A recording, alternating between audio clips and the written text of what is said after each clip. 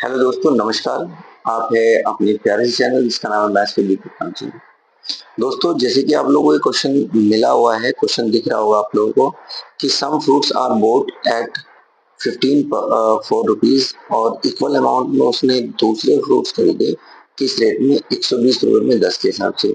If all the fruits are mix, सभी को mix कर दिया and sold 132 rupees per dozen के हिसाब से।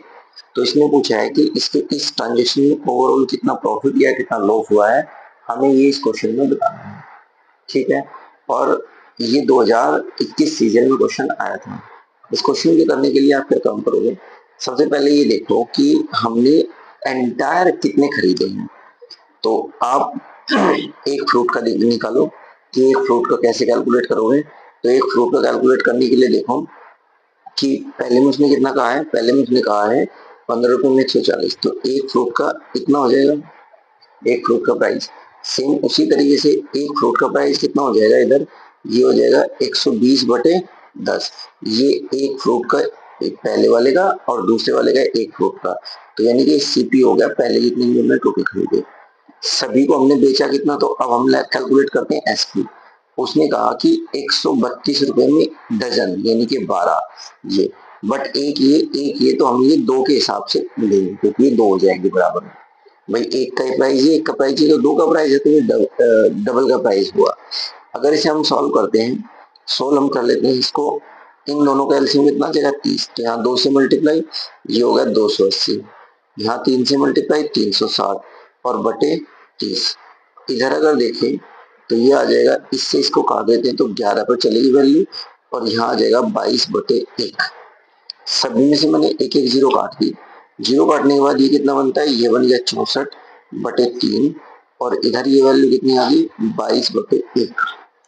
अब इनकी अगर ऐसे मल्टीप्लाई करते हैं तो इधर 64 और इधर 66, मतलब एक आर्टिकल का कॉस्ट वाइज कितना आया 64 और जब बेचा हमने कितने में 66 में। तो यहाँ से आप ये कहेंगे कि जो प्रॉफिट बना है, यहाँ से जो प्रॉफिट बना है वो कितने का बना है। तो आपने कहा सर 2 का प्रॉफिट बना है, कितने पर 64 पर, और इंटू 100। इसको सॉल्व कर लेते हैं, 4 से सॉल्व किया तो यहाँ कितना आ जाएगा 16 आ जाएगा, यहाँ पर 16, 4 से किया तो 25 आ जाएगा, इस 2 से इसको काट दिया तो 8 आ जाएगा। तो आप कहेंगे ये वाली वैल्यू आ जाएगी 25 बटे 8 और इसका मतलब होता है 3 1/8%। आपकी चौबीस से 25 इतने परसेंट का प्रॉफिट हुआ, यही इस क्वेश्चन का बेहतरीन सा होगा।